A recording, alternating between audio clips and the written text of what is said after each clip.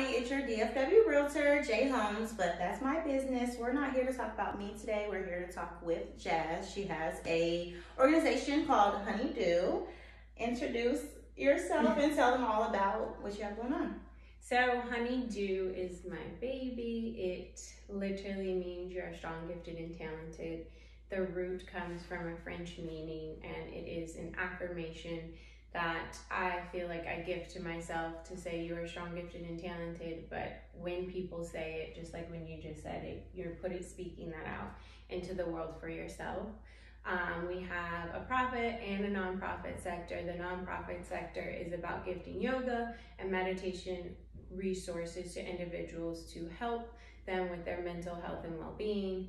We do this through lifestyle, wellness, and inspiration. So it's encompassing everything you do in your day-to-day, but putting some action behind it. I'd like to call Honeydew a mental wellness club. When I came up with the mental health is at the backbone of all of this, but when you go into your everyday life, that's the wellness aspect. And so I called it a club because I want it to be cool, something exciting and fun. It is cool, you guys, and Jazz is amazing. I've had her at a couple of my little shindigs where she came and did yoga for us. She has a beautiful flow. She's really positive. I met her at, what was that? Some kind of holistic night where she came and did yoga, a yoga flow for everyone. Yeah, so it was, I forgot. It was just like I was teaching a flow, and that was my first time being in this space, but also it was a flow that I wanted to teach everyone that every moment you are the student or you are the teacher, and it's okay to begin again or feel like you're just beginning. So that was our first time meeting. Yeah, that was our first time meeting, and I can't get enough of her. So what would you say, what should people prioritize for their mental health? Most importantly, yourself. You need to be the number one person on your list at all times, even if you have family, even if you have kids, whatever it is. If you are not putting yourself as number one and loving you, filling your cup for it to then overflow for everyone else, then all you're doing is driving at 100 miles an hour, eventually gonna crash. Yeah. I would also just say being realistic. I think what you see a lot of times is everyone doing versus being intentional, and really understanding what intentional means. Am I doing this for me, and is it going to help me? I always say this concept of heart set, mindset, health set, and soul set, and it's just encompassing mind, body, and soul. But if you can't be intentional with yourself, how can you, even with us right now, what is the true, what are our true intentions when we're doing every single thing we're doing? Yeah, I actually have that I just hung that up in my room. It says live with intention, because that is so important. Don't just be out here doing things with no intention behind it, because it's just a waste of energy. Last year, June 2nd becomes our first year. For years, I've been held a professional career, but had a hobby of health and wellness. And I would always host events. I would always try to figure out how do we find the balance. And last year during the pandemic, I was I actually have something to give the world. And from there, it was just everything that I already do is a business, is something that the world needs to see. So in actuality, it created itself. I'm going into 1 year officially, but I've been doing this for 5+ years. It feels like you've been doing it for because I'm such a professional. The energy is there. So yeah, that's what you say. Is there any instance where your work has helped somebody and they came back and told you oh my God, you healed me, or something like that? I get so many stories all the time, which makes me continue to do what I do. And it's in the simplest of moments, after an event, I feel every single day almost, even when I'm going through my own stuff, because we're human. Yeah. I get just like sweet serendipities of messages of people like, hey, you just working out all the time inspires me. Or I like people telling me their personal stories or sending messages or texts or whatever it is. Like, I'm grateful that people are vulnerable to share what they're really going with me.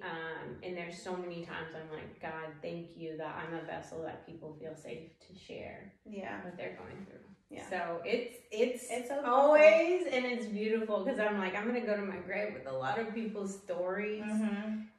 And that's how I create, is from a space of like knowing there is a need to hold conversations of mental health and mental wellness and making it something that's like comfortable and not this dark stigma of like, damn, I really gotta sit and get vulnerable and make vulnerability like second nature for people. Yeah, especially in our community, it's very important because for some reason we think it's bad to go to a therapy session, but it's what we need. And honestly, like with the yoga and the meditation, that's what our ancestors did before us, and we just lost track of all of that.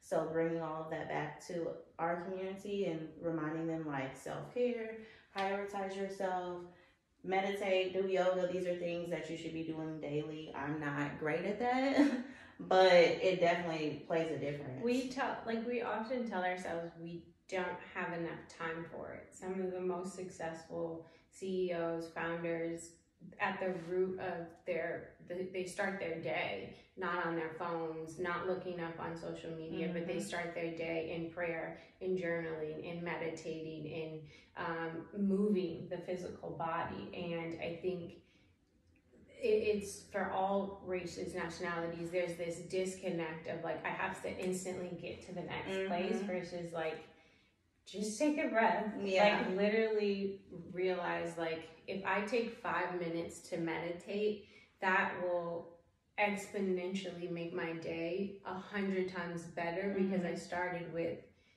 5 minutes of breathing. If I do 1 minute of breathing, I know at any point in time, like if I'm in traffic, I can be like, either I can be upset or I can just be like, I'm in traffic, I may be late, and it is what it is. That wasn't my intention to be late. I was telling myself that yesterday. I was like, this is not the end all be all.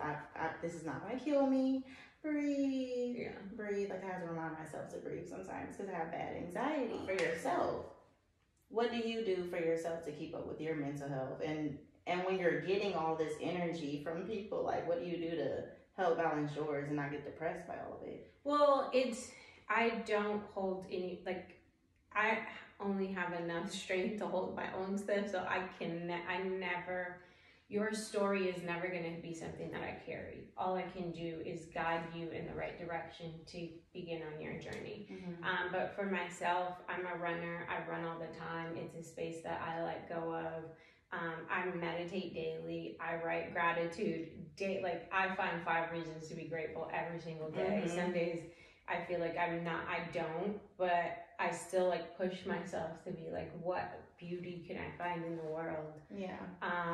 My eating is very, very important. It's huge for your mental health of like, what are you eating? How are you nourishing your body? The movement. So that's why I have that concept of soul set, heart set, mindset, health set, because it's like if you set intentions in all these different areas, it's only going to help you be successful. Yeah. So, yeah. Okay.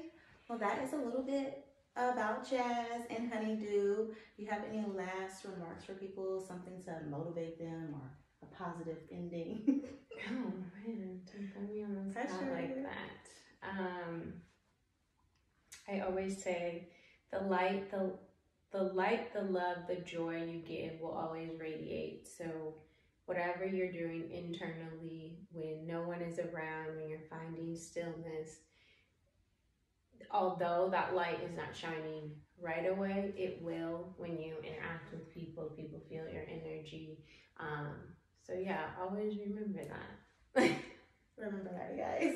And put yourself first. Prioritize your mental health. Be number one on your list. If someone tells you, like, someone else needs to be number one. That is a projection of how they view the world, and you need to be the number one person on your list. And then it can be wife, then it can be kids. But if you're not number one, you can't help number 2, 3, 4, and 5. Yeah. Period. Thanks, Jazz. I appreciate you. Bye, y'all. Thanks, girl. The curls, Jazz and Jazz giving curls.